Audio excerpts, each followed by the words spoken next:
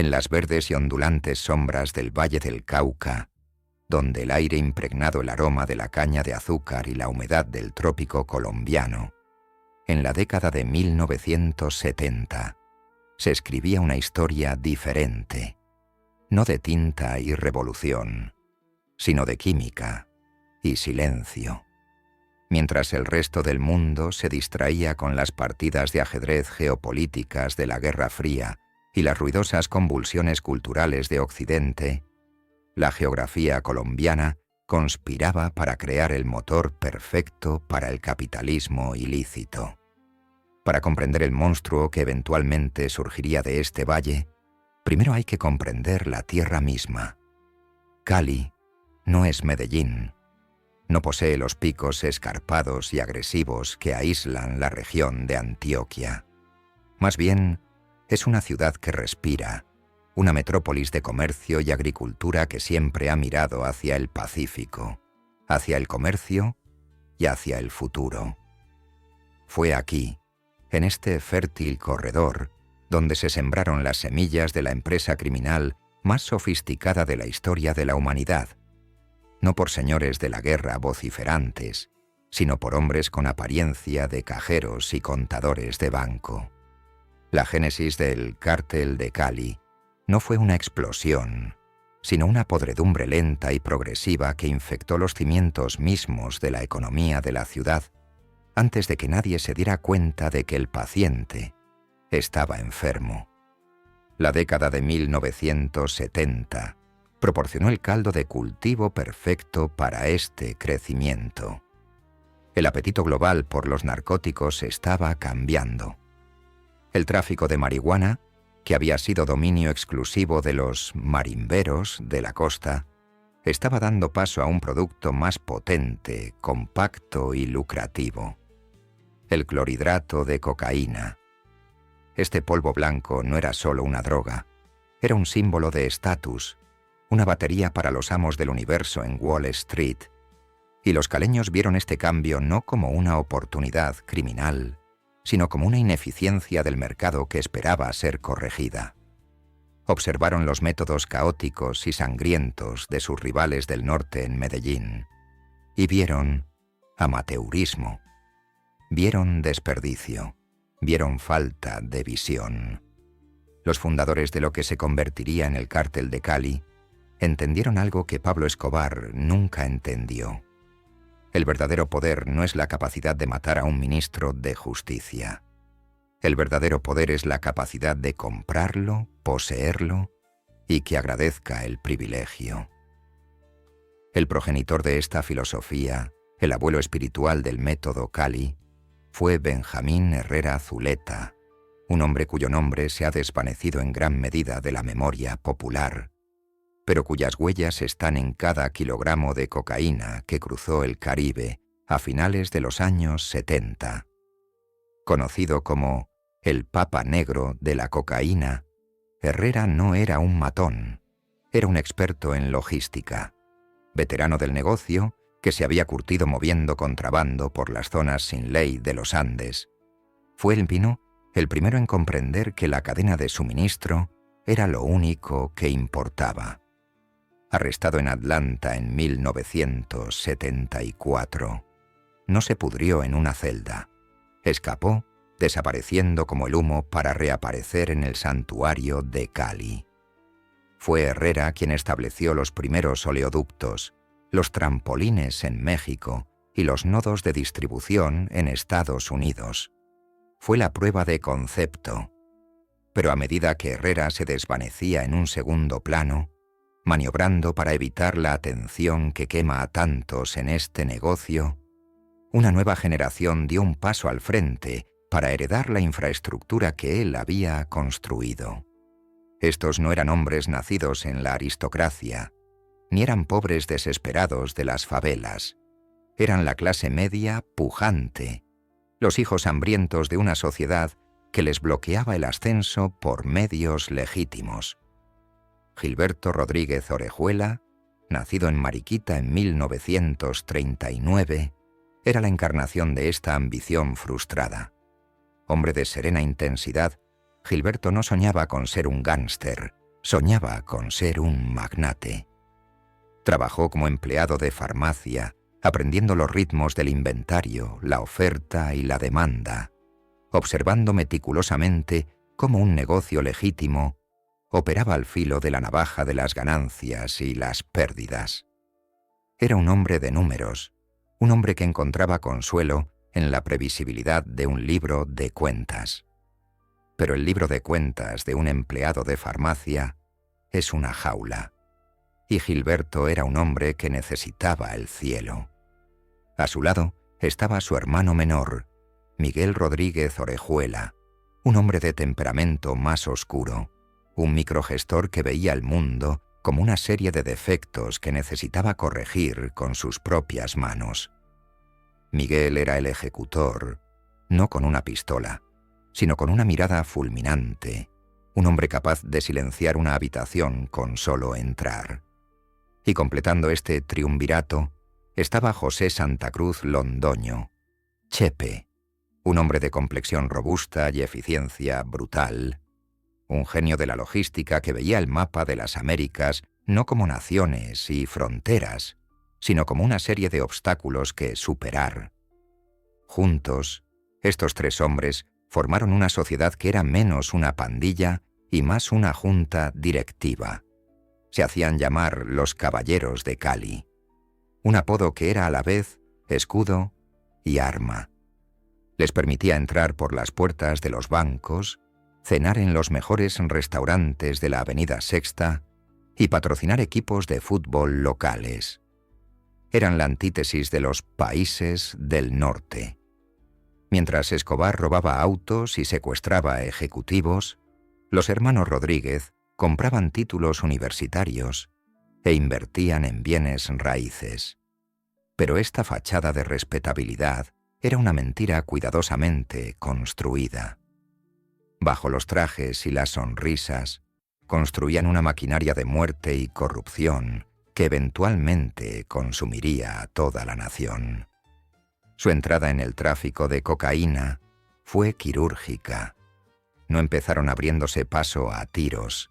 Empezaron por rebajar el precio de la competencia, ofreciendo un producto superior con una entrega más fiable. Trataban la cocaína como si fuera café o esmeraldas, otra exportación colombiana que los gringos ansiaban comprar. Aprovecharon su experiencia en secuestros, un capítulo oscuro a menudo borrado de sus biografías oficiales, para reunir el capital inicial. La aterradora verdad del origen del cártel de Cali es que nació del sufrimiento ajeno, capitalizado por los rescates de inocentes. En aquellos primeros tiempos eran conocidos como los Chemas, una banda oscura involucrada en el secuestro de diplomáticos suizos e industriales adinerados. Este fue su capital inicial. Cada rascacielos que construyeron después, cada farmacia que abrieron, cada soborno que pagaron, se basó en el terror de aquellos primeros secuestros. Pero a diferencia de los delincuentes comunes que gastan su botín en cadenas de oro y mujeres, Gilberto y Miguel invirtieron cada peso. Compraron aviones, compraron pilotos, compraron operadores de radar, compraron el silencio del Valle del Cauca. A medida que la década de 1970 se convertía en la de 1980, la dicotomía entre los dos cárteles colombianos se convirtió en la narrativa que definía el submundo. En Medellín, Pablo Escobar construía un culto a la personalidad, repartiendo dinero en los barrios bajos, postulándose al Congreso y declarando la guerra al Estado. Era una llama, brillante y ardiente, que exigía la atención mundial. En Cali los hermanos Rodríguez hacían lo contrario. Se estaban volviendo invisibles. Comprendieron que el lugar más peligroso para un criminal es la portada del periódico. Adoptaron una estrategia de asimilación radical. No querían derrocar al Estado, querían ser el Estado. Se infiltraron en los clubes sociales, los partidos políticos y las comisarías, no con amenazas, sino con sobres repletos de dinero. crearon un pacto de silencio dentro de su organización, impuesto con un absolutismo aterrador. Trabajar para Cali significaba firmar un acuerdo de confidencialidad escrito con sangre.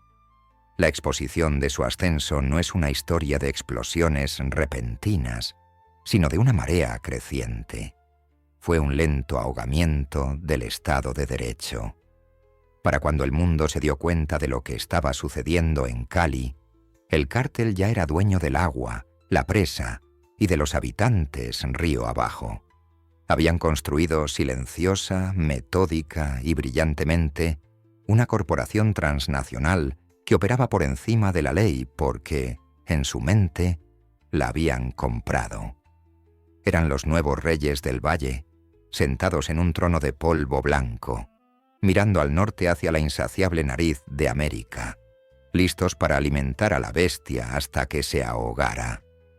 Las montañas de los Andes, antaño su barrera, se habían convertido en su fortaleza, y desde la seguridad del valle se prepararon para conquistar el mundo, kilogramo a kilogramo.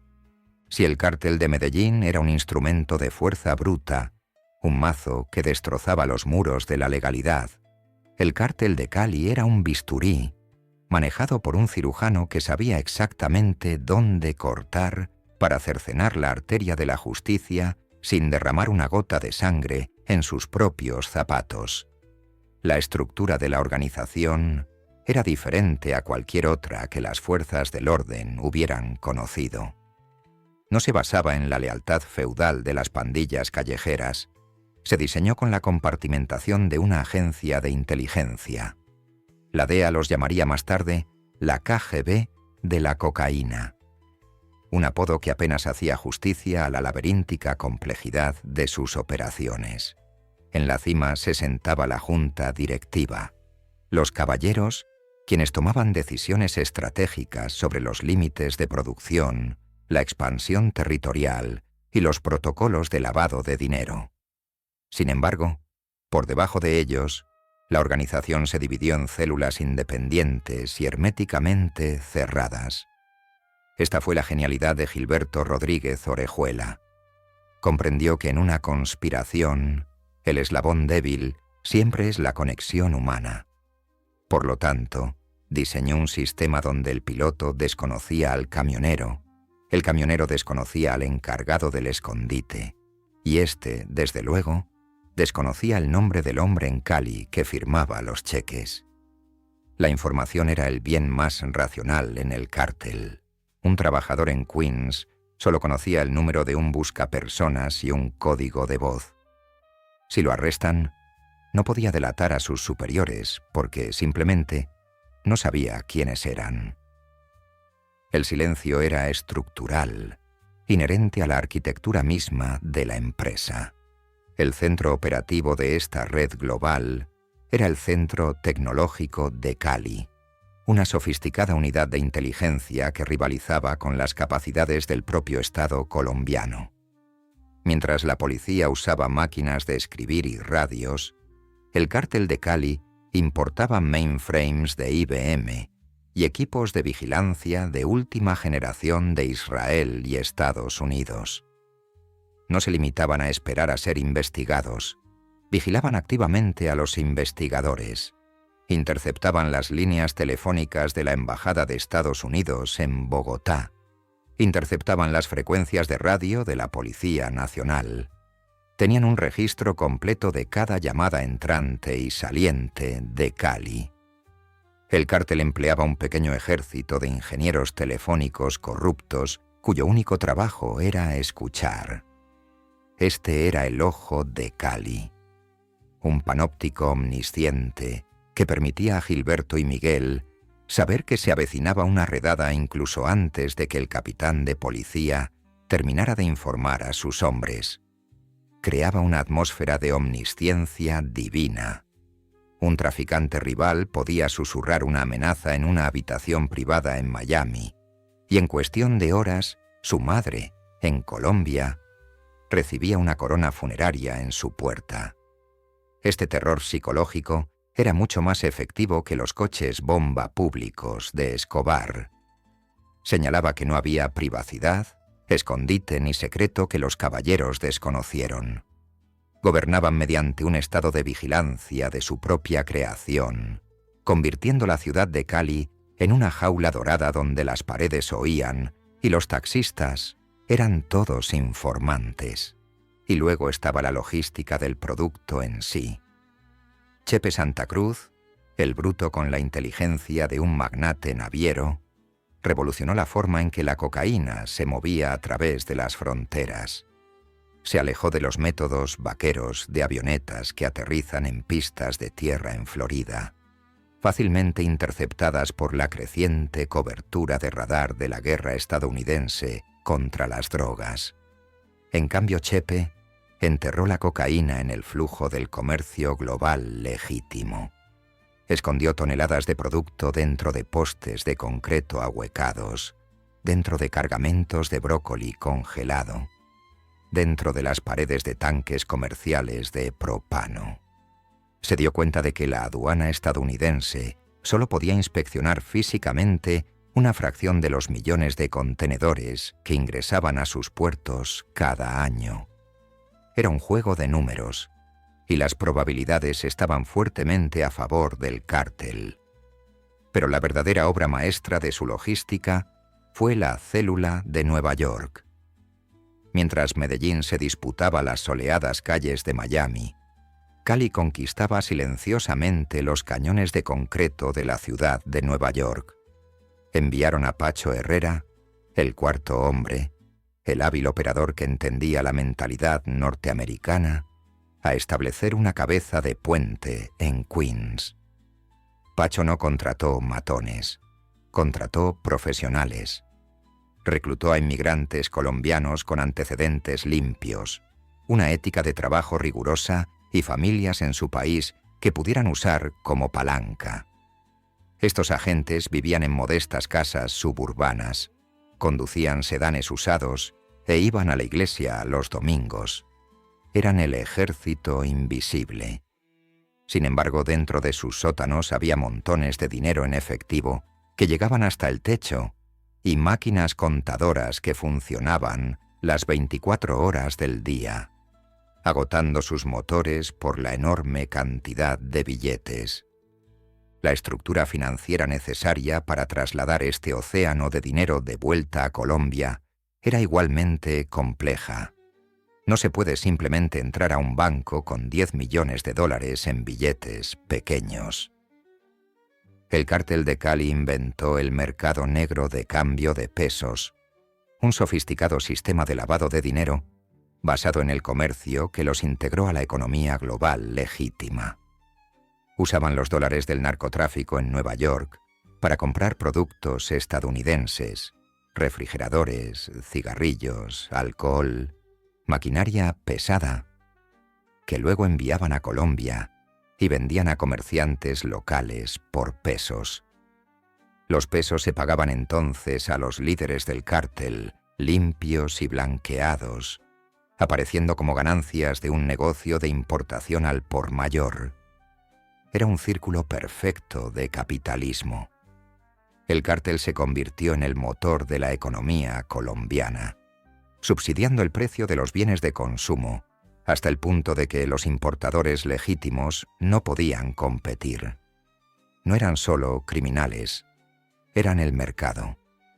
Esta integración económica los hacía increíblemente difíciles de erradicar. Destruir al cártel de Cali era arriesgarse a colapsar la economía de todo el Valle del Cauca. Se habían vuelto esenciales, pagaban los salarios de los futbolistas, construían clínicas en los barrios pobres, financiaban las campañas de los senadores. A Gilberto Rodríguez le gustaba llamarse capitán de la industria, y en un sentido retorcido tenía razón. Era el director ejecutivo de un conglomerado multinacional que casualmente vendía un producto ilegal. Pero lo más escalofriante de la estructura era su política de recursos humanos. El cártel operaba con un sistema de plomo o plata, pero con un toque claramente corporativo. Preferían la plata. Preferían darle a un jefe de policía un sueldo mensual antes que matarlo. Un policía muerto trae problemas. Un policía rico, información. Recopilaban expedientes de cada funcionario que necesitaban corromper. Sus deudas, sus amantes, las escuelas de sus hijos. Se acercaban a un objetivo no con un arma, sino con una solución a sus problemas. ¿Tu hija necesita ortodoncia? Podemos ayudar. Tu hipoteca está vencida. Considerarla pagada. Era corrupción como servicio. Sin embargo, para quienes rechazaban la plata, el plomo se les entregaba con precisión clínica. El cártel de Cali no dejaba cadáveres en la calle para que se pudrieran.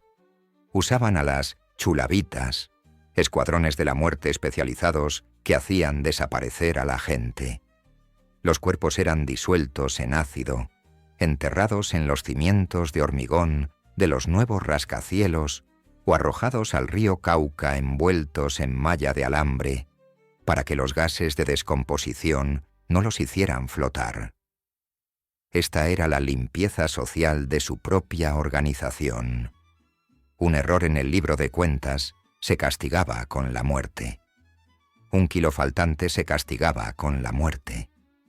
Una lengua suelta se castigaba con la muerte de toda la familia. Esta disciplina binaria, generosidad absoluta o crueldad absoluta, creó una fuerza laboral fanáticamente leal y aterrorizada hasta la competencia. La máquina zumbaba con la silenciosa eficiencia de un refrigerador, fría e implacable, procesando miles de millones de dólares y destruyendo miles de vidas sin emitir un solo sonido, que se oyera por encima del ruido de las calles de la ciudad. Habían construido la bestia criminal perfecta, una que no tenía cabeza que cortar, porque cada célula podía regenerarse y cada hombre era reemplazable, excepto, por supuesto, los propios caballeros. Mientras el cártel de Medellín libraba una sangrienta guerra de desgaste contra el Estado colombiano, asesinando jueces, bombardeando periódicos y secuestrando a los hijos de la élite, el cártel de Cali conquistaba el mundo de forma silenciosa, metódica e implacable. Comprenden que el narcotráfico no era una guerra territorial en el sentido tradicional. Era una carrera por los canales de distribución. Quien controlaba la logística, controlaba el mercado.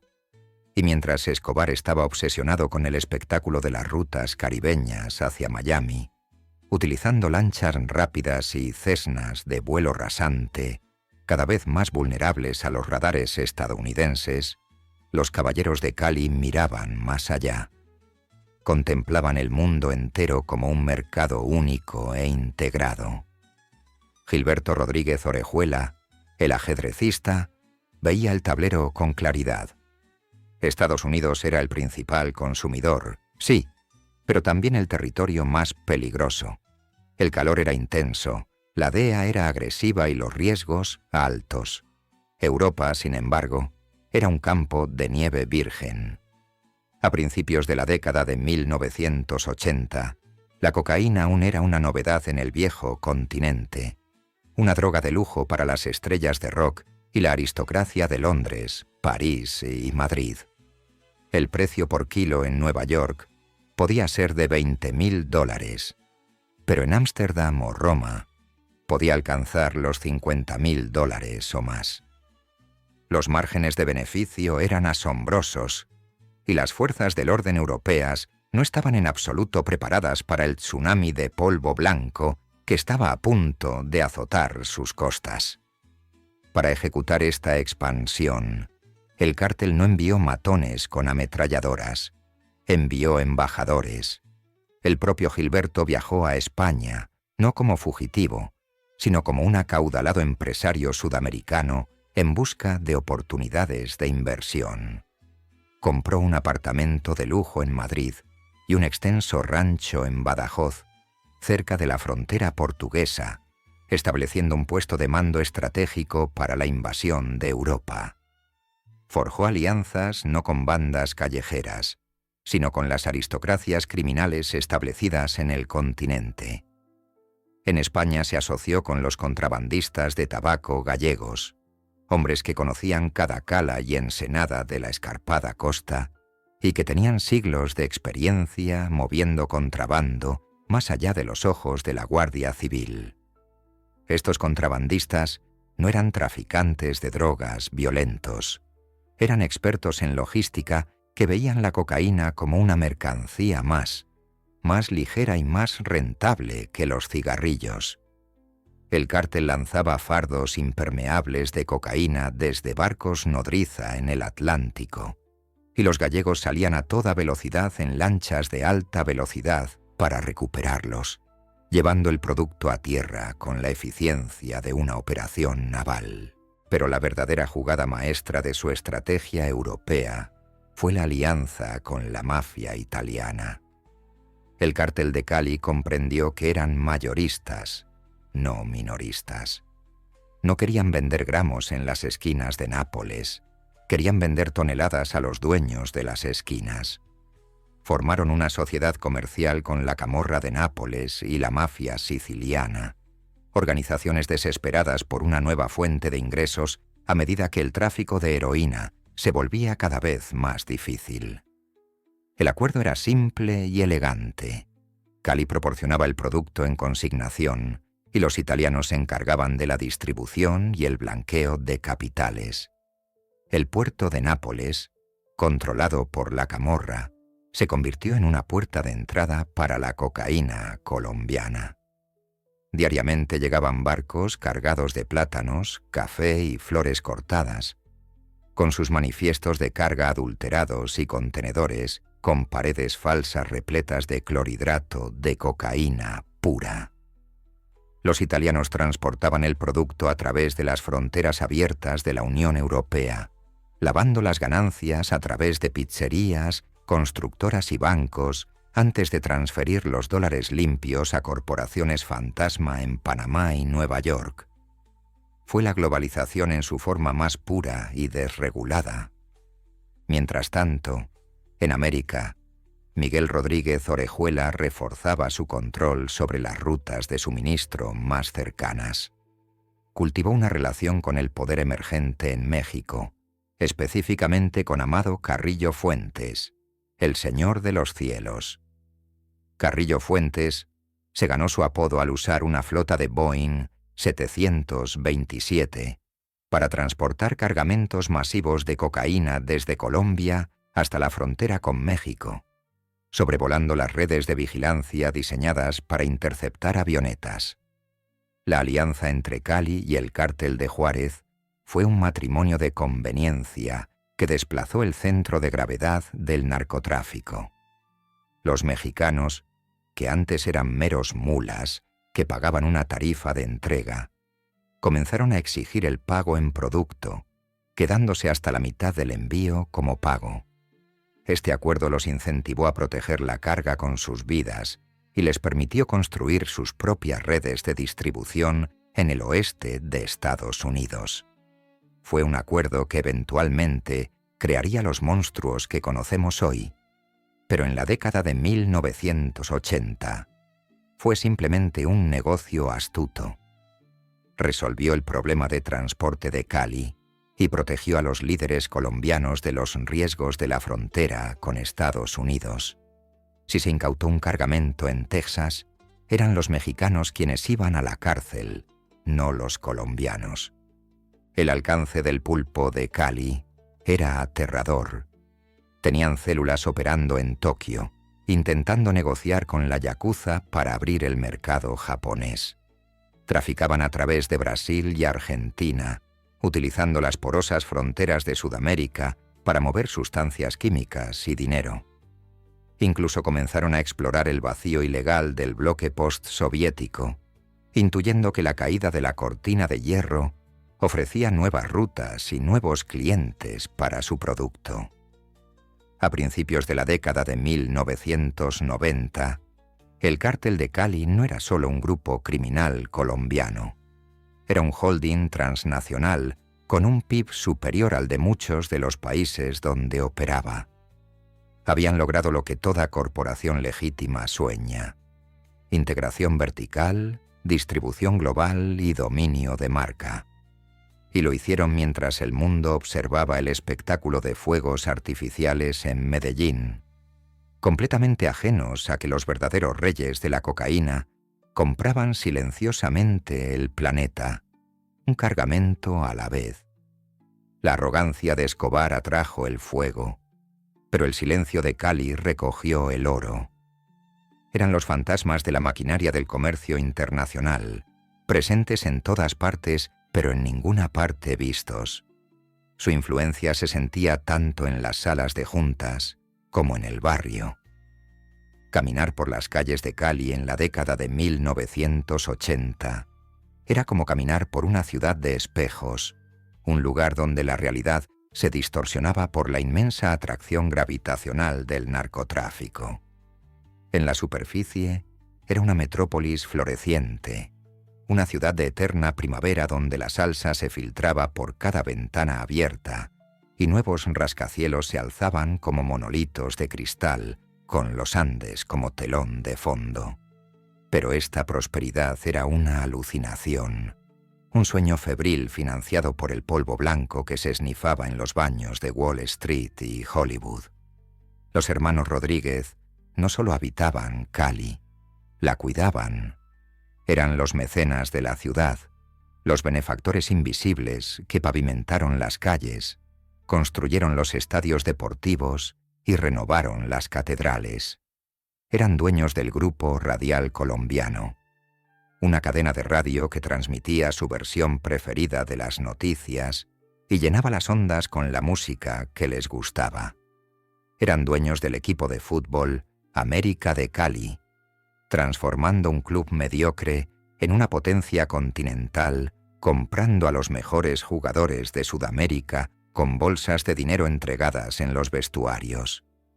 Para los caleños, el cártel no era una organización criminal, era un motivo de orgullo cívico.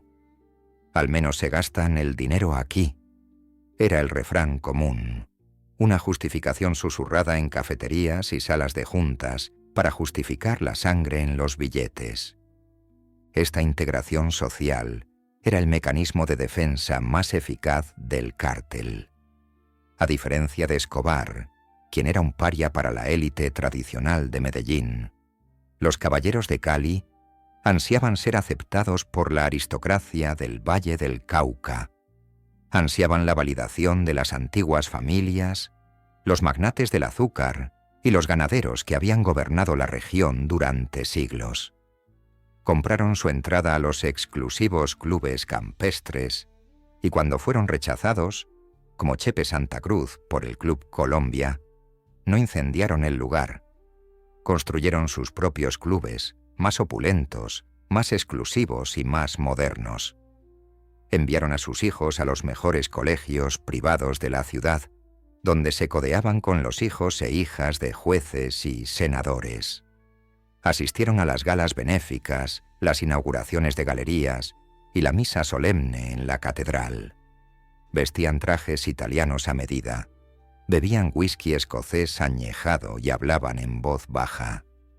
Crearon una cire perdue, una especie de fundición a la cera pérdida de respetabilidad alrededor de su núcleo criminal. Para el observador casual, Gilberto Rodríguez era simplemente un exitoso banquero e industrial, dueño de la cadena de farmacias La Rebaja, que empleaba a miles de personas y proporcionaba medicamentos baratos a los pobres. Miguel era un magnate de la construcción. Chepe era un promotor inmobiliario. La máscara era tan perfecta que casi engañaba a los hombres que la usaban. Pero bajo la salsa y el fútbol, la ciudad era un estado policial dirigido por criminales. El control del cártel sobre el tejido social de Cali era absoluto y aterrador. Habían saneado la ciudad, desatando escuadrones de limpieza social para asesinar a prostitutas, homosexuales, niños de la calle y pequeños ladrones, arrojando sus cuerpos al río Cauca para asegurar que las calles lucieran limpias para sus familias. Impusieron un toque de queda discreto a Lampa. Ningún delito se permitía sin su autorización. Si roban un coche en Cali, no llamabas a la policía, llamabas a un número conectado con el cártel y te devuelven el coche en cuestión de horas, generalmente con el ladrón en el maletero. Esto creaba una perversa sensación de seguridad entre la clase media. «Se puede caminar tranquilo de noche en Cali», decía la gente, ignorando que la paz la mantenían monstruos. Los taxistas, miles de ellos, eran los ojos y oídos de la organización, pagados para informar sobre cualquier cara extraña, acento extranjero o cualquier movimiento policial. Los conserjes del hotel estaban en nómina. Las telefonistas escuchaban, toda la ciudad estaba intervenida. La corrupción se extendía hasta el corazón mismo de las instituciones estatales de Cali. El cártel no solo sobornaba a la policía, también complementa sus presupuestos. Compraba patrullas, radios y municiones para las comisarías locales. El comandante de la policía de Cali no solo era corrupto, era un empleado que dirigía una fuerza de seguridad que protegía a los capos de la droga, no a los ciudadanos. Cuando los agentes de la DEA llegaban a la ciudad, se encontraban bajo vigilancia de los mismos policías asignados para protegerlos. Los seguían, les pinchan los teléfonos y registraban sus habitaciones de hotel. El cártel conocía los manifiestos de vuelo de cada avión que aterriza en el aeropuerto Alfonso Bonilla Aragón. Sabían qué agentes venían, dónde se alojaban y qué les gustaba comer. Era un Truman Show de contrainteligencia, donde los agentes estadounidenses eran las estrellas involuntarias de un drama dirigido por Miguel Rodríguez. La arrogancia de este control era asombrosa. Se sentían intocables porque, en su ciudad, ellos eran la ley. Habían comprado al juez, al jurado y al verdugo. Habían creado un Estado dentro del Estado, una narcocracia, donde el único delito era la deslealtad a los padrinos. Y durante mucho tiempo, la máscara resistió. Los caleños bailaban al son de la música, el dinero fluía como un río, y los caballeros sonreían desde sus palcos VIP en el estadio, los reyes benévolos de un paraíso construido sobre veneno. Por un breve y brillante instante, a principios de la década de 1980, pareció que los dioses del submundo colombiano habían encontrado la manera de compartir el cielo sin quemarlo. La relación entre el cártel de Medellín y el cártel de Cali no siempre fue sangrienta. Inicialmente se definió por una cooperación pragmática, casi corporativa, que aterrorizó a las fuerzas del orden de Estados Unidos. Entre finales de la década de 1970 y principios de la de 1980, ambas organizaciones operaron en un estado de coexistencia pacífica, un duopolio que gestiona el flujo global de cocaína con la eficiencia de un cártel en el sentido económico de la palabra. Colaboraron activamente en la logística del comercio, convirtiéndose en enormes laboratorios de procesamiento en las profundidades de la selva y coordinando sus cadenas de suministro para garantizar que el mercado se mantuviera estable y rentable para todos los involucrados. Comprendieron que eran competidores amistosos, no enemigos, y que el mundo era lo suficientemente grande y el apetito de los gringos lo suficientemente voraz como para acomodar las ambiciones de ambas ciudades. Incluso compartían un enemigo común: las guerrillas izquierdistas que amenazaban sus tierras y a sus familias. Cuando Marta Nieves Ochoa, hermana de los poderosos hermanos Ochoa de Medellín, fue secuestrada por la guerrilla M-19 en 1981. Fue una cumbre de capos de la droga la que unió a las dos ciudades. Los historiadores debaten si esta reunión tuvo lugar en Cali o en Medellín, pero el resultado fue innegable: la formación de muerte a secuestradores, más un escuadrón de la muerte paramilitar financiado por los capos para perseguir a la guerrilla. En esta reunión, a la que asistieron más de 200 narcotraficantes, se lanzaron volantes sobre un estadio de fútbol en Cali anunciando el nacimiento de este nuevo terror, una clara señal de que, al unirse los capos de la droga, controlaban un poder que rivalizaba con el propio Estado. Este fue el punto culminante de su cooperación, una época en la que Gilberto Rodríguez Orejuela y Jorge Ochoa no eran solo rivales, sino socios que fundaron un banco juntos en Panamá para lavar sus montañas de dinero compartido.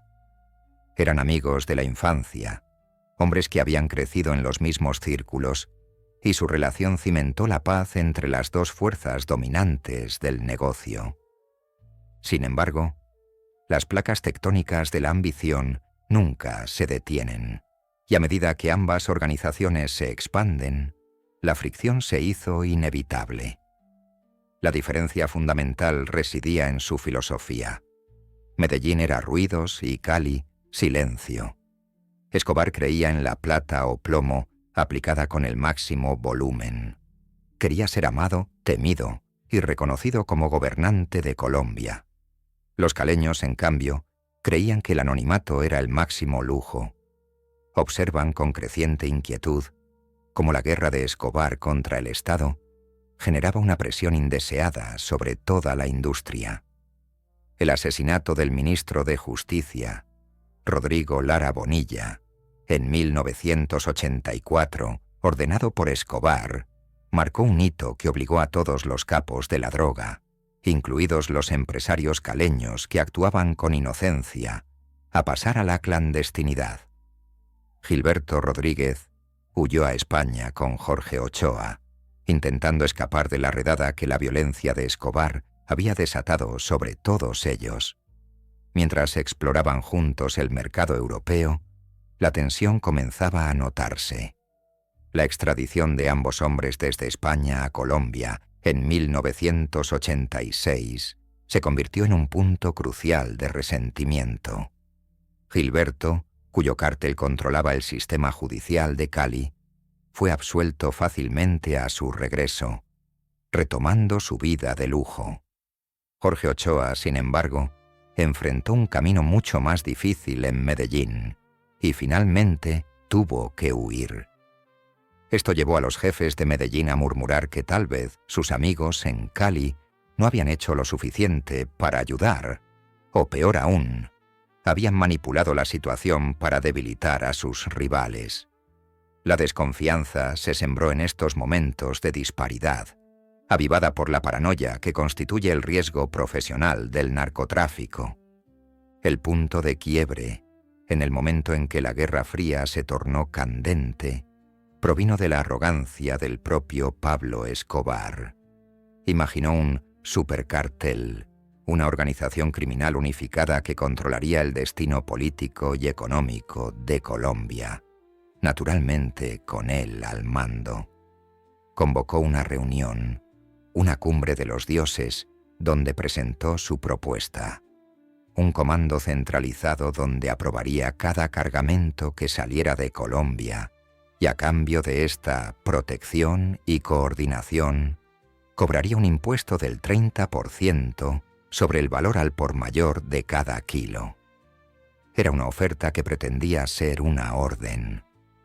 Unos años antes, el simple terror que inspiraba el nombre de Escobar podría haber obligado a los jefes de Cali a arrodillarse y besar el anillo. Pero esto no era unos años antes. El cártel de Cali era ahora un coloso por derecho propio, dominando el mercado neoyorquino y ahogado en dinero. Rechazaron categóricamente la propuesta, diciéndoles a los emisarios de Medellín que no pagarían ni un centavo a un hombre al que consideraban un lastre imprudente. Según el periodista Simon Strong, al oír la negativa, Escobar se quedó mudo de rabia y murmuró una frase que condenaría a miles a la muerte. Pero esto significa guerra. El insulto se agravó por el hecho de que Cali prosperaba en Nueva York, mientras Medellín se disputaba las migajas en Miami. lo que dio pie a la teoría de que la guerra era fundamentalmente una disputa económica por la saturación del mercado estadounidense. Pero en el submundo latino, el dinero suele ser secundario al honor, y la chispa final fue personal. La disputa se cristalizó en torno a una mujer, o mejor dicho, al orgullo de un hombre por una mujer. Pacho Herrera, el más joven y cosmopolita de los jefes de Cali, tuvo una disputa personal con Pablo Escobar a raíz de la deserción de un empleado. Un hombre llamado Piña, que trabajaba para uno de los lugartenientes de Escobar, huyó a Cali en busca de asilo tras una disputa doméstica con su jefe que involucra a un familiar. Pacho Herrera, inicialmente receloso de provocar a el patrón, se negó a contratarlo, consciente de la volatilidad de la cúpula de Medellín. Sin embargo, el lugarteniente de Medellín no se conformó con el simple exilio. Acudió a Escobar y exigió la cabeza de Piña.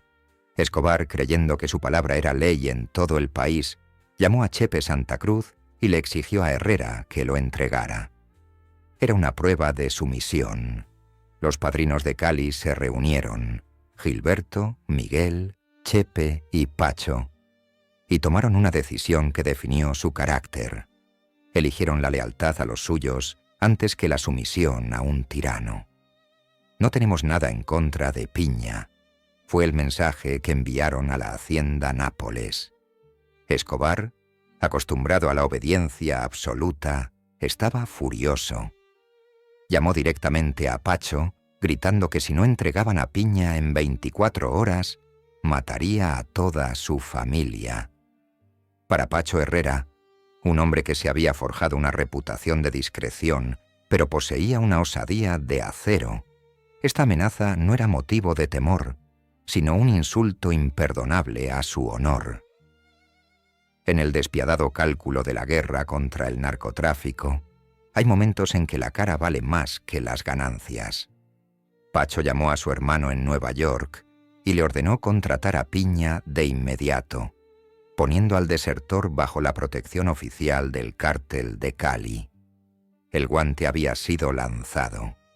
Los caballeros de Cali habían mirado al diablo a los ojos y se habían negado a pestañear, y sabían con una certeza fatalista que el diablo no dejaría que el desaire quedara impune.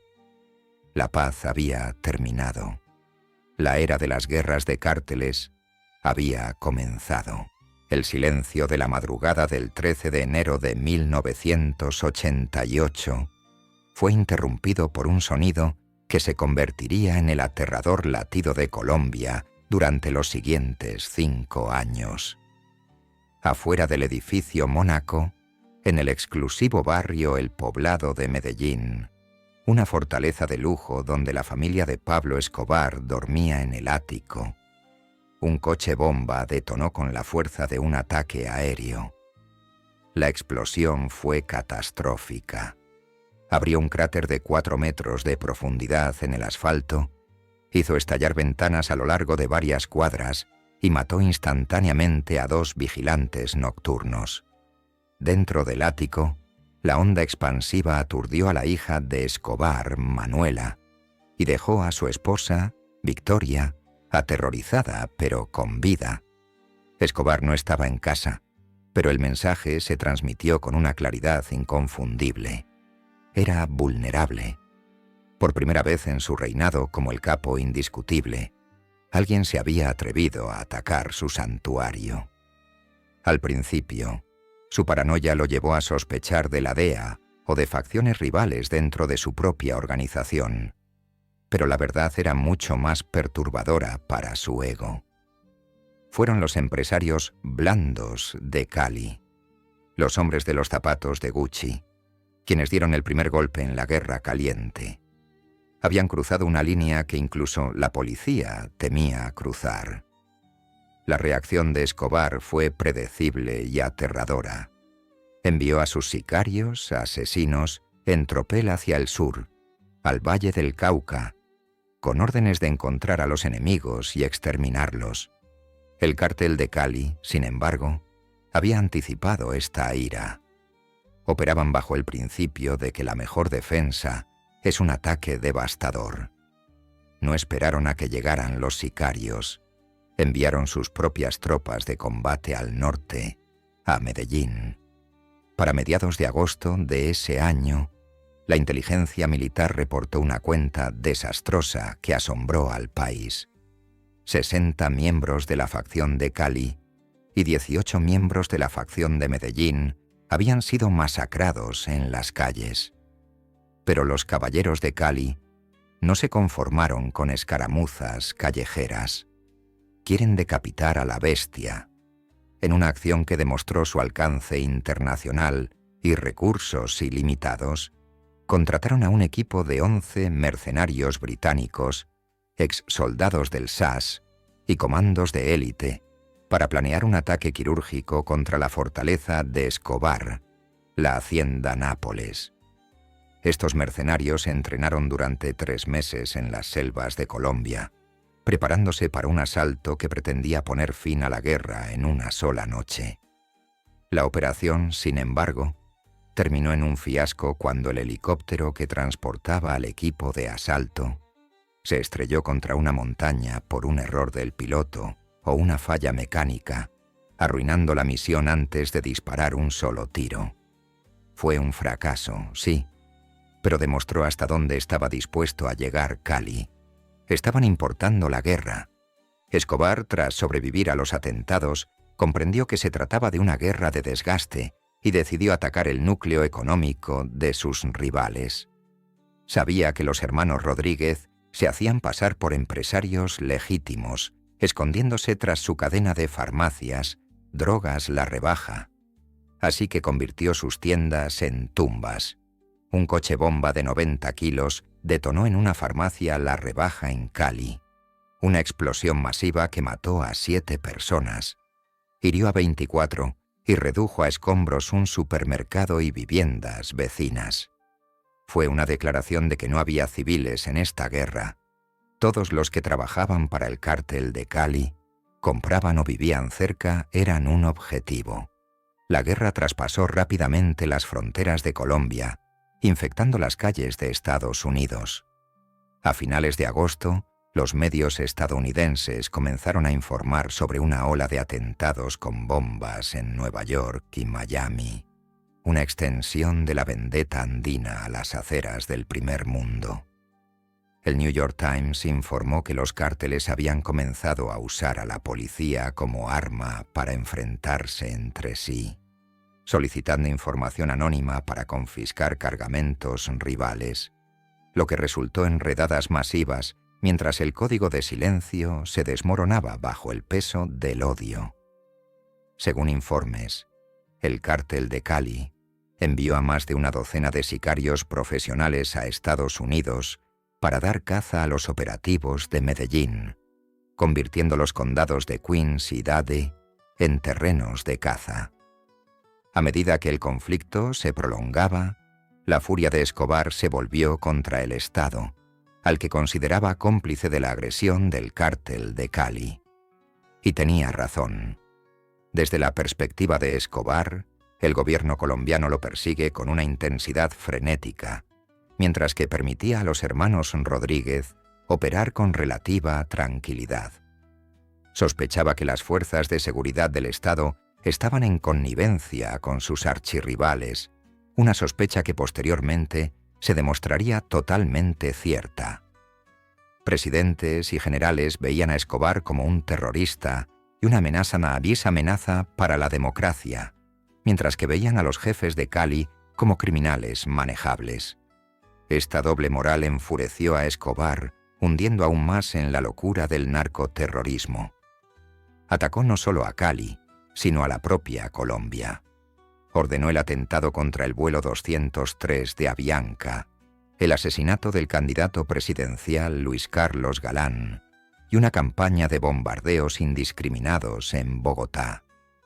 El Estado respondió con una guerra total contra Medellín, utilizando todos los recursos a su disposición, incluyendo tácticas de guerra sucia para cooperar con el cártel de Cali. Mientras Escobar hacía ruido, Arrasando el país para salvar su imperio, el cártel de Cali utilizó la información como arma. Se convirtieron en la principal agencia de inteligencia del conflicto. Sus espías estaban por todas partes. A principios de 1989, contrataron a Jorge Enrique Velázquez, conocido como El Navegante, para infiltrarse en el círculo íntimo de José Rodríguez Gacha, el mexicano, el aliado militar más violento y poderoso de Escobar. El cártel de Cali le pagó a Velázquez $1 millón para que traicionara a su jefe. La inversión rindió frutos espectaculares. Velázquez condujo a la policía directamente al escondite de Gacha, lo que resultó en un tiroteo que dejó a el mexicano y a su hijo muertos, un golpe que destrozó la columna vertebral militar del cártel de Medellín. Así era Cali. No apretaban el gatillo. Compraban al hombre que los señalaba. Mientras Escobar intensificó la violencia, ofreciendo recompensas por policías y matando a 108 de ellos en 3 meses, Cali, en silencio, apretaba el cerco. Observaron cómo su rival se autodestruye, usando su violencia para presentarse como la alternativa racional. La escalada había convertido a Colombia en un matadero. Pero para los hermanos Rodríguez, el caos era una escalera, y la subían mientras Escobar incendiaba los peldaños bajo sus propios pies. Comprenden que, en una guerra de egos, quien aspira a ser rey suele acabar mártir, pero quien aspira a ser rico suele sobrevivir para gastar el dinero. Mientras Pablo Escobar libraba una guerra ruidosa y explosiva contra el Estado colombiano, incendiando el país para salvar su imperio, el cártel de Cali libraba una guerra de inteligencia silenciosa y más letal. Comprendieron una verdad fundamental que se les escapó a los capos de la droga de Medellín. En el mundo moderno, la información es más letal que la dinamita. Los caballeros de Cali se transformaron en la principal agencia de inteligencia del conflicto, utilizando su vasta red de operadores telefónicos, taxistas y funcionarios corruptos para rastrear cada movimiento de Escobar. Interceptaron sus comunicaciones, mapean sus casas de seguridad y proporcionaron estos datos directamente a las autoridades. Fue una estrategia de guerra indirecta. En lugar de luchar contra Escobar hombre a hombre en las calles, utilizaron a la policía colombiana y a la DEA como armas en su contra. Proporcionaron la inteligencia que condujo a redadas, incautaciones y arrestos, desmantelando sistemáticamente la estructura de apoyo del cártel de Medellín, mientras mantenían sus propias manos relativamente limpias. El golpe más devastador de esta guerra de inteligencia llegó en 1989. La cúpula de Cali contrató a Jorge Enrique Velázquez, conocido como El Navegante, para infiltrarse en el círculo íntimo de José Rodríguez Gacha, el comandante militar más violento de Escobar. Gacha, conocido como El Mexicano, era la mano dura del cártel de Medellín, un hombre que había desatado el terror en todo el país. El cártel de Cali le pagó a Velázquez $1 millón para que traicionara a su jefe. La inversión rindió frutos espectaculares. El Navegante condujo a la policía directamente al escondite de Gacha, lo que resultó en un tiroteo que dejó a Gacha y a su hijo muertos. Este fue el método de Cali en su forma más pura. No apretaron el gatillo. Compraron al hombre que los señaló. Al eliminar a Gacha, destrozaron la columna vertebral militar del cártel de Medellín, dejando a Escobar aislado y vulnerable. Esta estrategia creó una alianza impía entre el Estado y los criminales. Desde la perspectiva de Escobar, el gobierno era hipócrita, persiguiéndolo con una intensidad frenética mientras permitía a los hermanos Rodríguez operar sin ser molestados. Tenía razón. El gobierno colombiano, desesperado por detener el narcoterrorismo que desgarraba el país, veía a Escobar como la amenaza existencial y a Cali como el menor de los dos males. Esta cooperación tácita permitió al cártel de Cali expandir sus propias operaciones con impunidad. A medida que el bloque de búsqueda desmantelaba los laboratorios y las rutas de Medellín, Cali silenciosamente tomó el control. No solo estaban ganando la guerra, estaban adquiriendo participación de mercado. La escalada había convertido a Colombia en un matadero. Pero en el frío cálculo de Gilberto y Miguel Rodríguez, el caos era una escalera, y la subían mientras Escobar prendía fuego a los peldaños bajo sus propios pies. A pesar de las victorias de inteligencia, Escobar se mantuvo escurridizo, protegido por un muro de miedo y lealtad. Pero en 1992, su paranoia lo llevó a cometer un error fatal. Dentro de la prisión que él mismo construyó, la Catedral, Escobar torturó y asesinó a dos de sus principales lugartenientes, Fernando Galeano y Gerardo Moncada, acusándolos de robarle. Este acto de traición destrozó la lealtad de su organización. Los cómplices sobrevivientes de los asesinados huyeron a Cali en busca de protección y venganza. Acudieron a los hermanos Rodríguez y les ofrecieron cambiar de bando. Los jefes de Cali, viendo la oportunidad de asestar el golpe final, acordaron financiar un nuevo grupo paramilitar que operaba al margen de la ley. De esta convergencia de odio y necesidad nacieron los Pepes, perseguidos por Pablo Escobar. Esta oscura organización era una aterradora mezcla de criminales rivales, paramilitares de derecha como los hermanos Castaño y policías corruptos, todos financiados por los ricos bolsillos del cártel de Cali. Don Berna, antiguo sicario del asesinado Galeano, emergió como el estratega clave, tendiendo puentes entre los criminales, el bloque de búsqueda de la policía y la DEA. Fue una guerra total. Los Pepes lanzaron una campaña de tierra arrasada, quemando las propiedades de Escobar, asesinando a sus abogados y persiguiendo a sus familiares.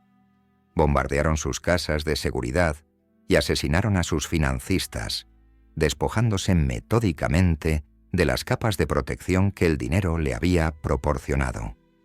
El desgaste psicológico para Escobar fue inmenso.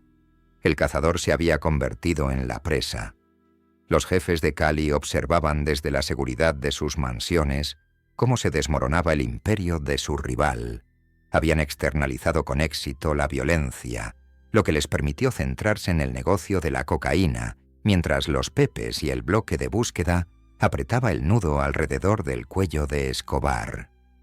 Don Berna y los Castaño hacían el trabajo sucio, actuando como el martillo en el yunque de Cali. Para mediados de noviembre de 1993, los Pepes habían asesinado a 50 hombres de Escobar y destruido su red de apoyo. Los caballeros de Cali habían demostrado que su chequera era el arma más letal de Colombia. Habían orquestado la destrucción del narcotraficante más notorio del mundo, sin siquiera pisar el campo de batalla. La caza de Pablo Escobar, la cacería humana más intensa de la historia criminal, llegó a su sangriento final el 2 de diciembre de 1993. La pesadilla que había azotado a Colombia durante una década terminó en el tejado de terracota de una modesta casa en Medellín, donde el rey de la cocaína fue abatido a tiros, descalzo y solo, mientras intentaba escapar de la red que finalmente lo había envuelto. Cuando se supo la noticia, la ciudad de Cali estalló en una celebración espontánea, casi histérica. Caravanas de autos llenaron las calles, con las bocinas sonando en una caótica sinfonía de alivio, mientras los ciudadanos ondeaban banderas blancas afuera de las farmacias Drogas La Rebaja, anunciando el fin del terror.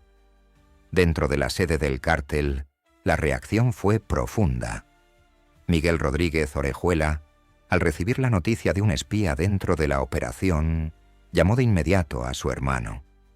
Gilberto Rodríguez, el estoico ajedrecista que rara vez mostraba emociones, lloró abiertamente por teléfono. En un momento de vulnerabilidad inusual, abrazó a su aterrorizado jefe de contabilidad, Guillermo Payomari, un gesto que reveló cuán pesada había pesado la sombra de Escobar sobre sus almas. La muerte de Escobar no fue solo una victoria para el Estado. Fue el triunfo definitivo de la estrategia de Cali. Habían demostrado que la pluma y la chequera eran más poderosas que la espada. Con su némesis enterrado, los caballeros de Cali se alzaban solos en la cima del mundo criminal. Ahora eran los reyes indiscutibles, controlando el 80% del mercado mundial de cocaína, sin un solo rival que los desafiara. Creían que con la violenta distracción de Escobar desaparecido, la presión se aliviaría. Pensaron que ahora podrían negociar una rendición en sus propios términos, tal vez pagar una multa, cumplir una corta condena en una prisión cómoda y retirarse como legítimos multimillonarios. Habían jugado el juego a la perfección, manipulando al gobierno colombiano, la DEA y los paramilitares para eliminar a su competencia. Estaban listos para disfrutar de la paz que habían comprado.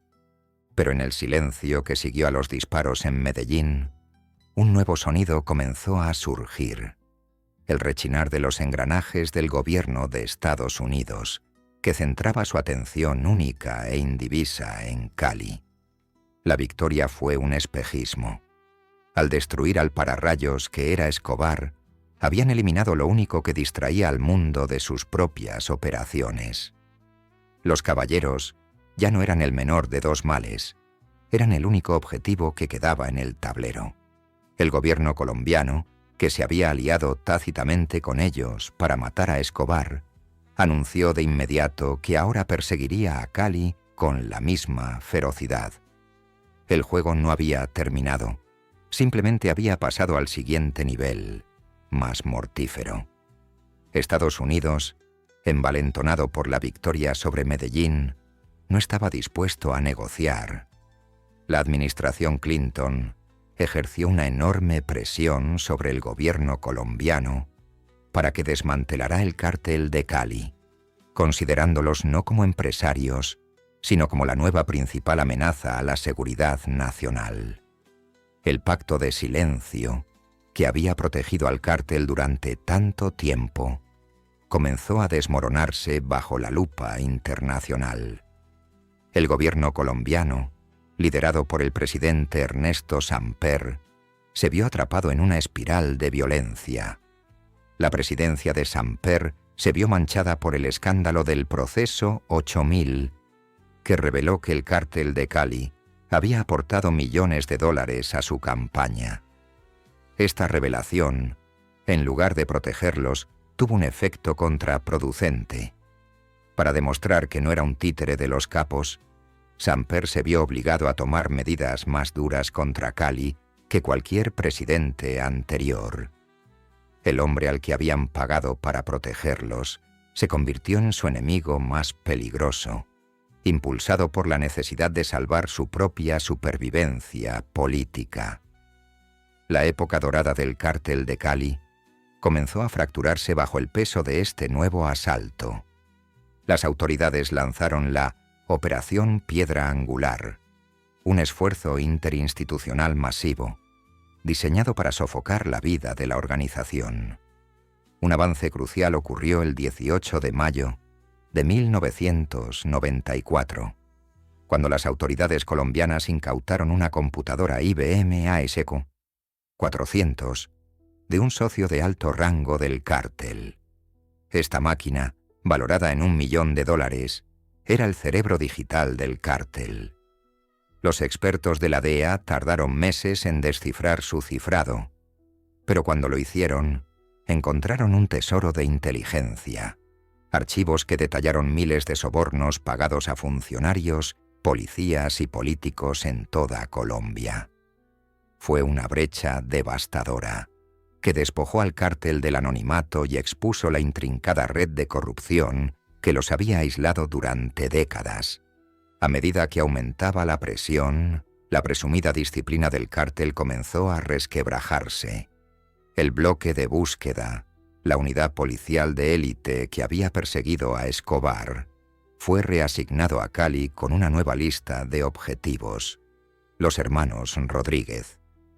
El gobierno inundó la ciudad con 500 soldados y policías, realizando redadas en negocios y viviendas y distribuyendo panfletos que ofrecían una recompensa de $1.600.000 por información que condujera a la captura de Gilberto y Miguel. La ciudad de Cali, antaño su santuario, se convirtió en una jaula. El ajedrecista se dio cuenta demasiado tarde de que el tablero se había invertido. Las reglas del juego habían pasado de la corrupción a la confrontación, y el cártel de Cali, creado para el boxeo de sombras, no estaba preparado para una pelea con el mundo entero. Los muros se cerraron y los caballeros se estaban quedando sin amigos. La desintegración del cártel de Cali no comenzó con una explosión, sino con un susurro, el sonido silencioso y corrosivo de la lealtad disolviéndose bajo el ácido del miedo. Durante décadas, la organización había operado con un principio binario simple. El silencio se compraba con oro y la traición se castigaba con la muerte. Era un contrato social que se mantuvo firme mientras el cártel fuera el poder supremo del país, una entidad más permanente y confiable que el propio gobierno. Pero cuando todo el peso del Departamento de Justicia de los Estados Unidos cayó sobre la organización, los caballeros cometieron un error de cálculo fatal. Creían que sus empleados eran leales a la familia, cuando en realidad eran leales a la inmunidad. La familia proveía. Una vez que esa inmunidad se evaporó, una vez que los estadounidenses dejaron claro que no había refugio en Colombia, las ratas comenzaron a buscar la salida. La estructura de la organización, diseñada para ser compartimentada y segura, se convirtió repentinamente en su mayor lastre. Cada líder de célula, cada contador, cada gerente de logística tenía una pieza del rompecabezas, y la fiscalía solo necesitaba un hilo suelto para desentrañar todo el entramado. El primer hilo importante en romperse fue Harold Ackerman, conocido como el embajador del cártel de Cali en Estados Unidos. Ackerman era la personificación del método Cali, un operador astuto y sofisticado que dirigía una tienda de ropa legal en Miami mientras orquestaba el tráfico de toneladas de cocaína hacia Florida. Había vivido a lo grande, ganando más de $3 millones en tan solo 2 años, creyéndose protegido por el océano y la burocracia que lo separaba de los jefes. Pero cuando fue arrestado en abril de 1993, la realidad de una cadena perpetua en una prisión federal de máxima seguridad quebró su determinación. El cártel, percibiendo su debilidad, intentó imponer disciplina de la única manera que conocía, mediante el terror. Miguel Rodríguez Orejuela envió un mensaje a Ackerman a través de un abogado, un mensaje que le heló la sangre. El señor Rodríguez le recuerda que como amigo es muy bueno, pero como enemigo será muy malo. Piense en el trato y no le quedará ni un perro. Fue una amenaza típica de Miguel, brutal, personal y absoluta. Pero le salió el tiro por la culata.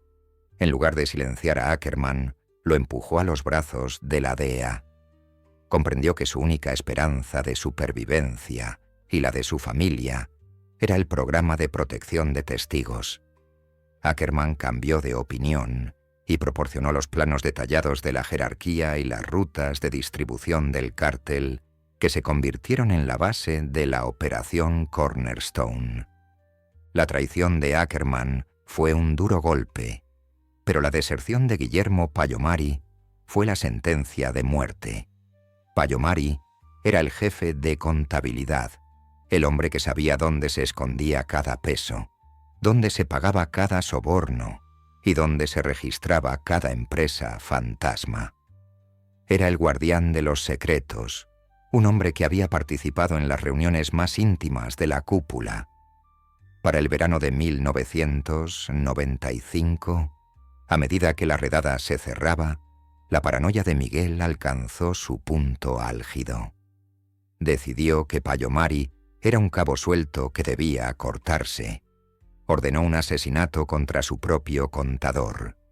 Pallomari, percibiendo el cambio de rumbo, se ocultó en la misma ciudad que había ayudado a corromper. Contactó con la Embajada de Estados Unidos en Bogotá, desesperado por llegar a un acuerdo. La tragedia de su deserción fue bíblica en su crueldad. Mientras él lograba escapar a la seguridad de la custodia estadounidense, su esposa, que se suponía que se reuniría con él, desapareció de la faz de la tierra, un fantasma perdido en la venganza del cártel. El testimonio de Pallomari fue demoledor. No solo renunció a las rutas, renunció a las conexiones políticas, a las contribuciones a las campañas presidenciales y a los nombres de los intocables de la sociedad colombiana. Con la caída de los tenientes de confianza, la ciudad de Cali se sumió en un estado de terror paranoico. El cártel amable y gentil, la corporación benevolente, se despojó de su máscara. En un intento desesperado por tapar las filtraciones, los hermanos Rodríguez desataron una purga. En tan solo 6 semanas aparecieron 75 cadáveres en las calles de Cali y en el río Cauca, muchos con horribles señales de tortura. Fue un intento frenético de asesinar para recuperar la seguridad, una limpieza de cualquiera sospechoso de hablar con la policía. Pero ya era demasiado tarde. El bloque de búsqueda estaba desmantelando su infraestructura ladrillo a ladrillo.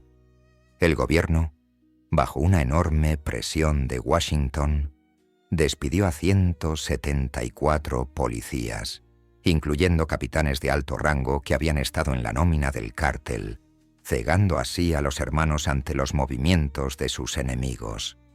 La corrupción que una vez fue su escudo ahora era un lastre. Cada soborno registrado en las computadoras incautadas era una hoja de ruta para la policía. Los caballeros ya no dirigían un imperio, estaban gestionando un colapso. Quedaron atrapados en un edificio en llamas de su propia construcción, y las salidas estaban selladas. Para junio de 1995, la búsqueda de Gilberto Rodríguez Orejuela se había convertido en una obsesión para las autoridades colombianas. El ajedrecista, el hombre que había burlado a rivales y gobiernos durante 30 años, era ahora el hombre más buscado del hemisferio occidental. Las autoridades habían ofrecido una recompensa de $1.900.000 por su cabeza, convirtiendo a cada ciudadano de Cali en un informante potencial. El descubrimiento no se debió a la vigilancia de alta tecnología, sino a la fragilidad humana. Un informante conocido como Flaco proporcionó la información crucial. El jefe se escondía en un lujoso edificio de apartamentos en el barrio de Santa Mónica, en Cali. La policía no se precipitó. Planeó la redada con la precisión de un ataque militar, sabiendo que Gilberto siempre tenía una ruta de escape. El 9 de junio de 1995, el bloque de búsqueda se puso en marcha. Invadieron el edificio, invadiendo los pasillos, revisando cada habitación, cada armario, cada sombra. Al principio, el apartamento parecía vacío. Los soldados registraron las lujosas habitaciones, encontrando los restos de una vida interrumpida, comida a medio comer, café caliente. Pero no a Gilberto. Parecía otra historia de fantasmas, otra huida por los pelos.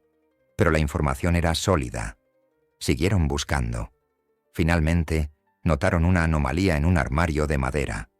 Era un escondite ahuecado, una caleta ingeniosamente construida tras un panel falso.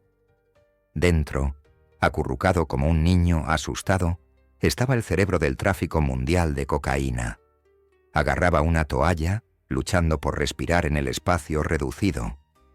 Cuando los soldados lo sacaron, el hombre que había ordenado la muerte de cientos, que había corrompido una presidencia y que había inundado el mundo de veneno, miró a los hombres armados y pronunció una frase que se convertiría en el epitafio de su hipocresía.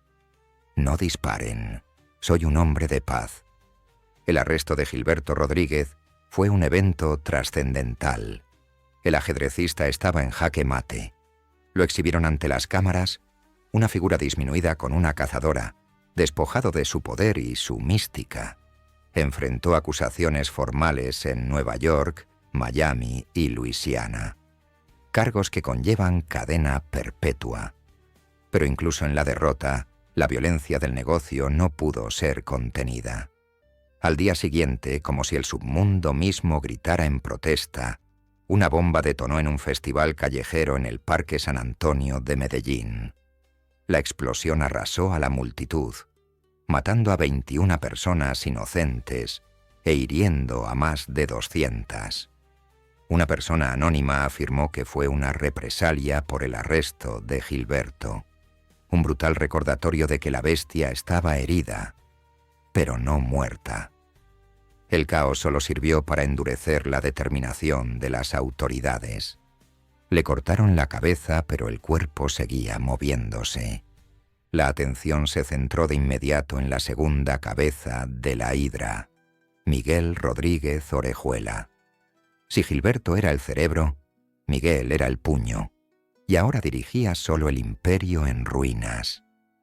La búsqueda de Miguel se convirtió en un juego del gato y el ratón que se desarrollaba en los barrios ricos de Cali. Miguel era más escurridizo, más paranoico y más peligroso que su hermano.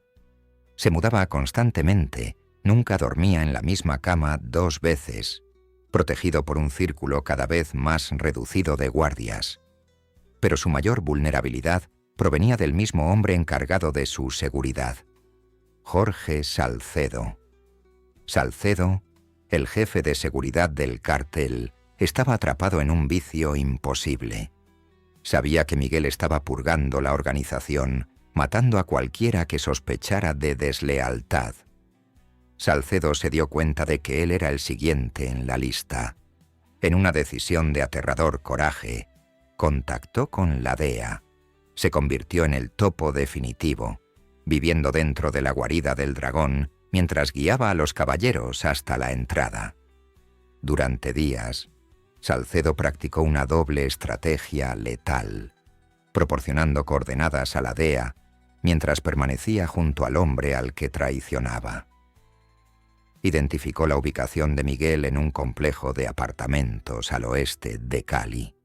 La tensión era insoportable, un desliz, una mirada sospechosa, y Salcedo estaría muerto antes de caer al suelo. El 6 de agosto de 1995 se inició la redada. El bloque de búsqueda, guiado por la inteligencia de Salcedo, irrumpió en el edificio.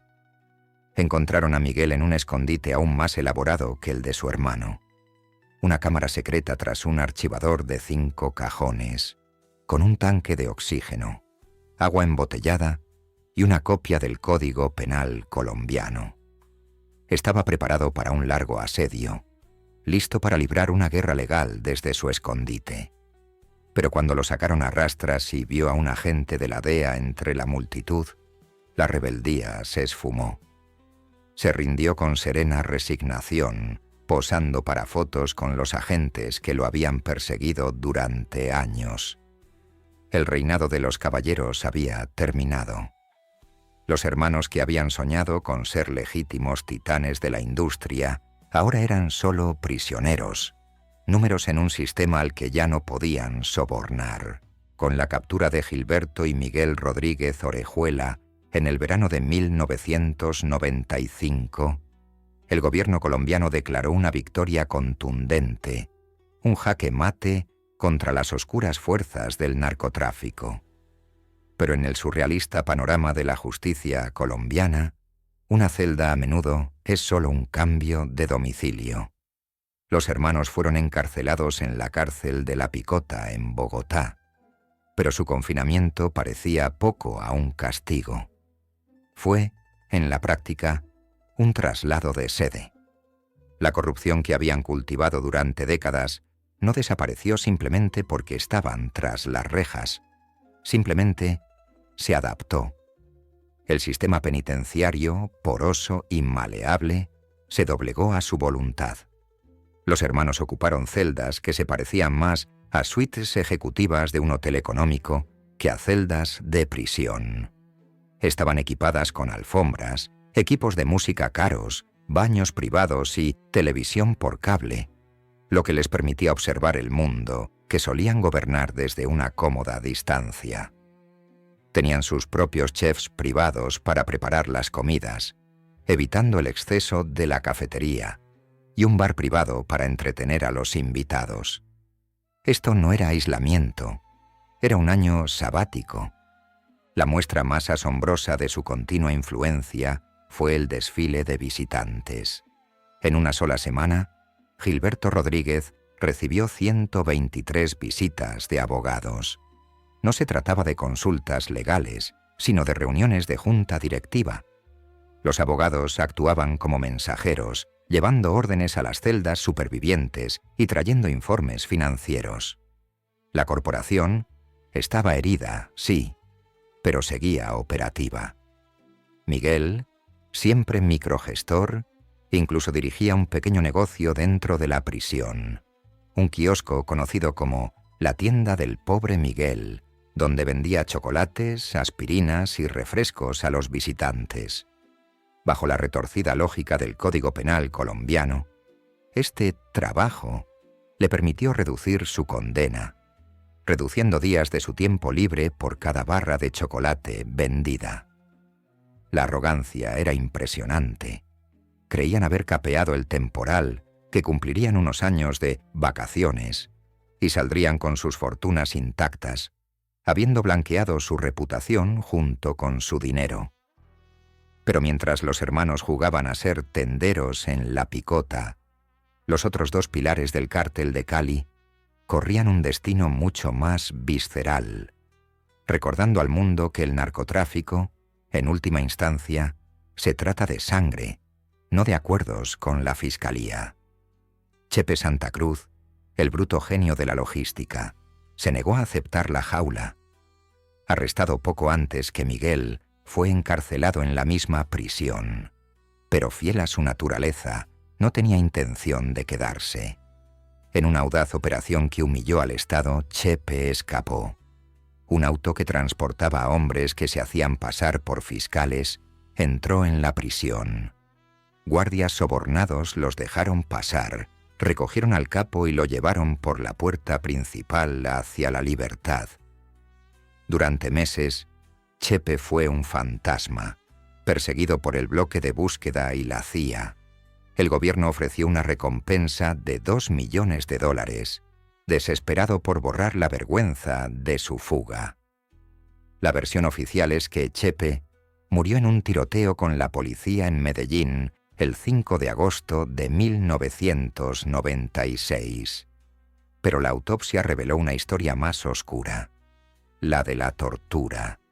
Se cree ampliamente que fue perseguido no solo por la ley, sino por criminales rivales, específicamente Don Berna y los restos de los paramilitares, quienes lo torturaron para obtener sus millones ocultos antes de entregar su cadáver a la policía como trofeo. El último padrino, Pacho Herrera, eligió un camino diferente. Al ver caer a sus socios uno a uno, el hombre que había abierto el mercado europeo y sobrevivido a la guerra con Escobar, negoció su propia rendición. En septiembre de 1996, entró en la comisaría y se entregó al general Serrano. se convirtió en informante, revelando los nombres de 35 miembros del cártel y sacrificando su propia sangre para conseguir una condena leve de poco menos de 7 años. Pensó que estaba a salvo en el pabellón de máxima seguridad de la prisión de Palmira. Se equivocó. La violencia que había desatado lo encontró de nuevo en una cancha de fútbol en el patio de la prisión. El 5 de noviembre de 1998, un hombre vestido de abogado se acercó a Pacho durante un partido. El asesino sonrió, abrazó efusivamente al capo y luego sacó una pistola, disparándole 6 balazos en la cabeza. Los caballeros de Cali estaban siendo exterminados. La junta directiva se había reducido a 2 y las paredes de la picota empezaban a parecer menos una suite y más una tumba. A finales de la década de 1990, la paciencia de Estados Unidos se había evaporado. El gobierno estadounidense observaba con furia cómo Gilberto y Miguel Rodríguez manipulaban el sistema judicial colombiano desde sus celdas. En enero de 1997, un juez colombiano los condenó a tan solo 19 años, respectivamente. Sentencias irrisorias comparadas con las cadenas perpetuas impuestas en los tribunales federales estadounidenses. Peor aún, estas sentencias podían reducirse a la mitad por buena conducta y trabajo. El insulto final llegó en noviembre de 2002, cuando un juez ordenó la liberación anticipada de Gilberto Rodríguez. El ajedrecista salió libre, tras haber cumplido menos de 6 años por dirigir la mayor organización criminal de la historia. Fue una bofetada para todos los agentes que arriesgaron su vida para atraparlo. Pero la libertad era una trampa. Estados Unidos había estado construyendo un nuevo caso, uno que eludía las protecciones de la ley colombiana sobre la doble incriminación. Tenían pruebas de que los hermanos habían continuado dirigiendo sus operaciones de tráfico desde prisión. 4 meses después de su liberación, Gilberto fue arrestado nuevamente por nuevos cargos: envío de 150 kilos de cocaína a Estados Unidos en 1990 y, crucialmente, la continuación de la conspiración tras su encarcelamiento. Esta fue la clave. Los nuevos cargos abrieron la puerta a lo único que los capos temían más que la muerte: la extradición.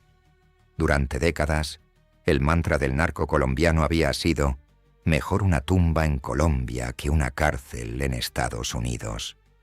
Ahora esa pesadilla se estaba haciendo realidad. El panorama político había cambiado. El presidente Álvaro Uribe, de línea dura, autorizó la extradición. La armadura legal que el cártel había adquirido con miles de millones de dólares se vio desgarrada. El desmantelamiento de su imperio fue total. El Tesoro de Estados Unidos utilizó la ley Kingpin para librar una guerra económica, congelando activos e incluyendo a las familias de los hermanos en la lista Clinton, una lista negra que los convirtió en leprosos financieros. La joya de la corona de su negocio legítimo, la cadena de farmacias Drogas La Rebaja, con un valor de más de 200 millones de dólares, fue confiscada, destrozando la columna vertebral financiera de la familia. La humillación se vio agravada por la traición de su propia familia. William Rodríguez Abadia, hijo de Miguel, quien se había hecho cargo de las operaciones diarias mientras su padre estaba en prisión, comprendió que la situación había terminado. Se entregó a agentes estadounidenses en Panamá y accedió a testificar contra su padre y su tío. El hijo del cártel se convirtió en el testigo que lo enterrara. El 3 de diciembre de 2004, Gilberto Rodríguez Orejuela fue encadenado y trasladado a Estados Unidos. Miguel lo siguió en marzo de 2005. La imagen de los padrinos, envejecidos, despojados de sus trajes de diseñador y rodeados de agentes de la DEA, marcó el fin definitivo de una era. Enfrentados a un juicio del que no podrían escapar sobornando, y desesperados por salvar a sus familiares de la ruina financiera y el procesamiento, los hermanos llegaron a un acuerdo final. El 26 de septiembre de 2006 se declararon culpables, a cambio de una sentencia de 30 años, en realidad cadena perpetua para hombres de su edad. El gobierno estadounidense accedió a eliminar a sus familiares de la lista Clinton, permitiéndoles vivir en paz con lo que les quedara de fortuna. Los caballeros aceptaron su destino. Morirían en cajas de hormigón estadounidenses, intercambiando su libertad por la seguridad de su linaje. Un acto final de negociación calculada por parte de los hombres que trataban la vida como un libro de contabilidad. La puerta de la celda se cerró de golpe tras los hermanos Rodríguez, y el mundo aplaudió. El cártel de Cali, la KGB de la cocaína, la organización que había profesionalizado el narcotráfico, estaba muerto. Pero al calmarse el polvo, una cruda realidad emergió del silencio. La victoria fue hueca. El arresto de los padrinos no detuvo el flujo de cocaína, simplemente lo democratizó. El modelo de supercartel, con su liderazgo centralizado y su enorme infraestructura, fue reemplazado por los cartelitos. Cientos de organizaciones más pequeñas, planas y ágiles.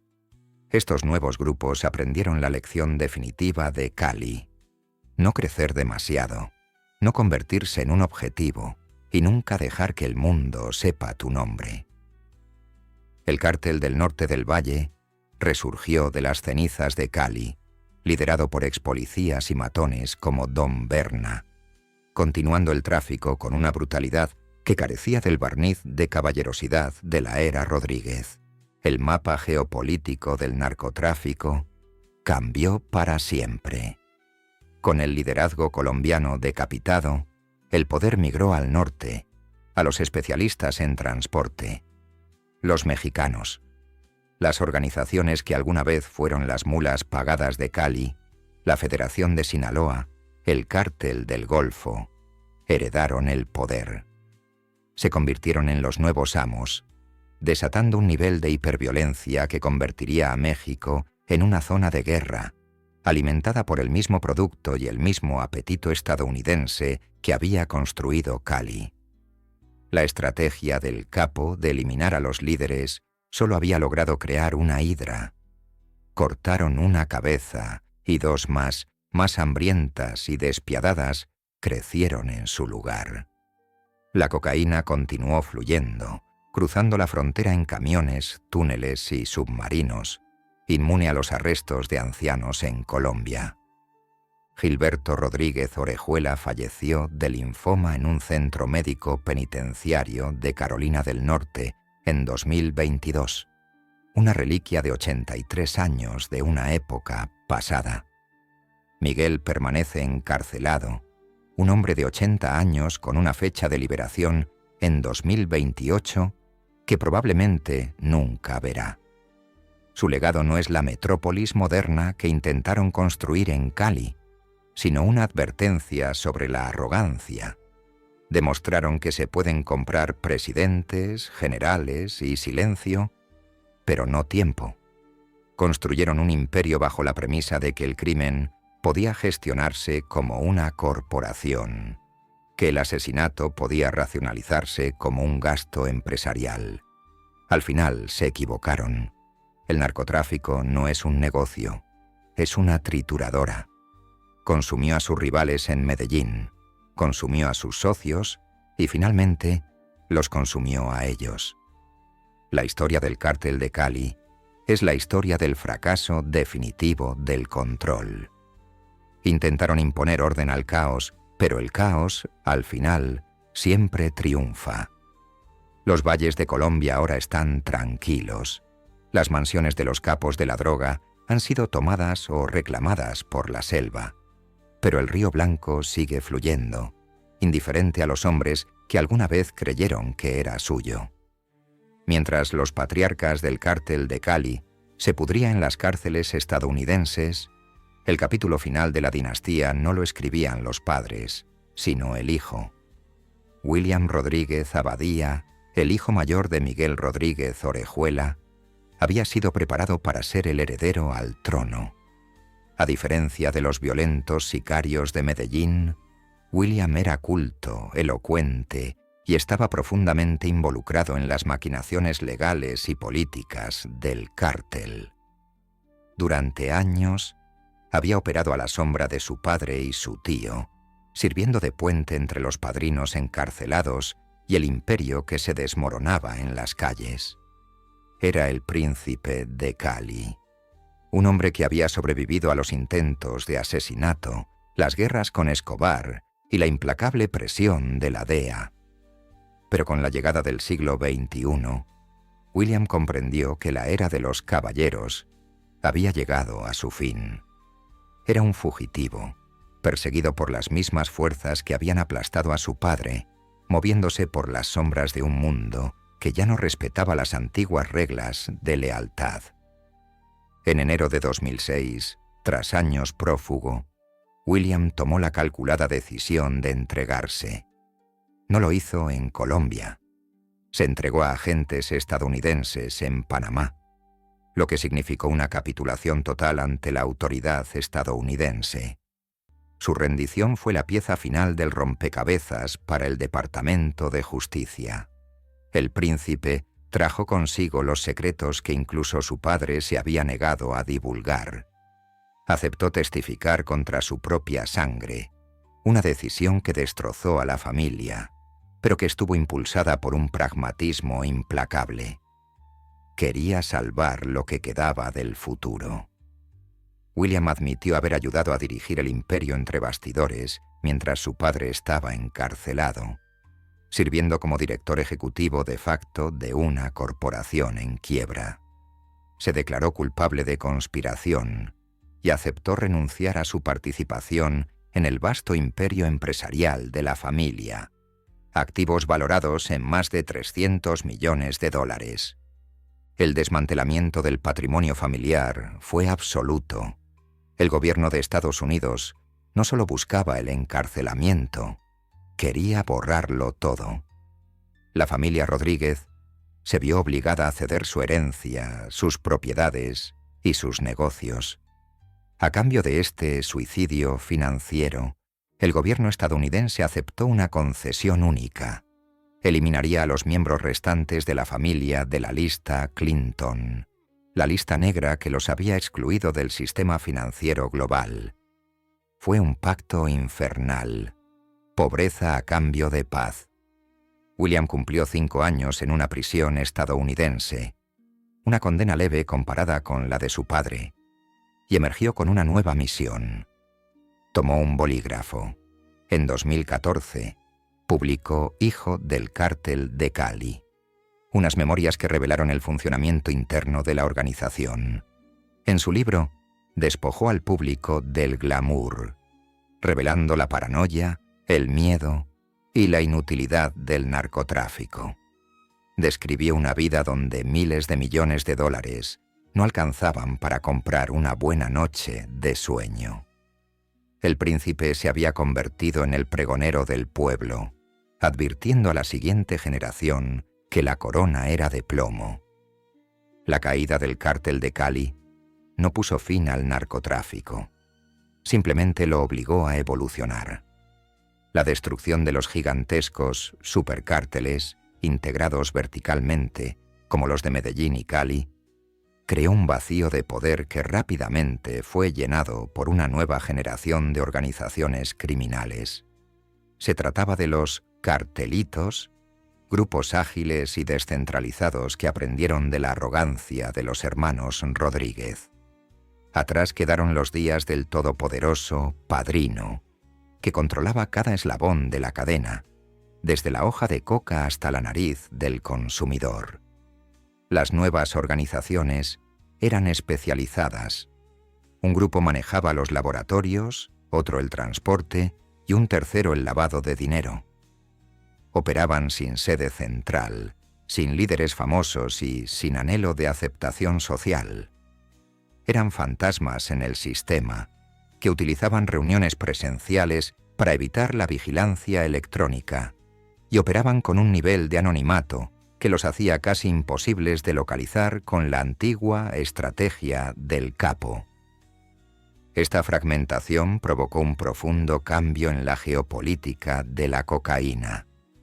Con los colombianos divididos y bajo una fuerte presión del Plan Colombia, respaldado por Estados Unidos, el poder se trasladó al norte, a los especialistas en transporte, los mexicanos. En el apogeo de Cali, las bandas mexicanas eran meros empleados, a quienes se les pagaba en efectivo para transportar la cocaína a través de la frontera. Pero a medida que Cali se debilitaba, los mexicanos comenzaron a exigir el pago en productos, a menudo llevándose el 50% del envío como comisión. Esta transferencia de riqueza y producto permitió a organizaciones como el Cártel de Sinaloa y el Cártel del Golfo construir sus propias redes de distribución en Estados Unidos, privando así a los colombianos de la parte más lucrativa del negocio.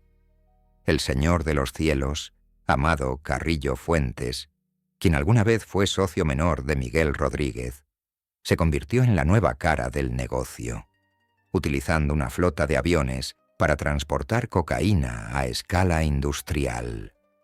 Hoy, el panorama es irreconocible desde la época de los caballeros. Las organizaciones colombianas ahora son mayoristas, vendiendo su producto en el muelle o la pista de aterrizaje a compradores mexicanos que controlan la frontera y el mercado estadounidense. Este cambio ha protegido a los colombianos de la extradición estadounidense, el mayor temor de los hermanos Rodríguez, porque ya no importan drogas directamente a Estados Unidos. El comercio se ha convertido en una cadena de suministro global de subcontratistas, eficiente y resiliente. La guerra contra las drogas destruyó con éxito las corporaciones de Cali y Medellín, pero al hacerlo dio origen a una hidra de microcárteles y desató la hiperviolencia de la guerra contra las drogas en México. El volumen de cocaína que ingresa a Estados Unidos sigue siendo asombroso. Con más de 90 millones de vehículos que cruzan la frontera anualmente, el Río Blanco fluye sin obstáculos, oculto en el enorme volumen del comercio global. Los nombres cambian: Escobar, Rodríguez, Guzmán, pero el juego sigue siendo la eterna y sangrienta constante de la oferta y la demanda.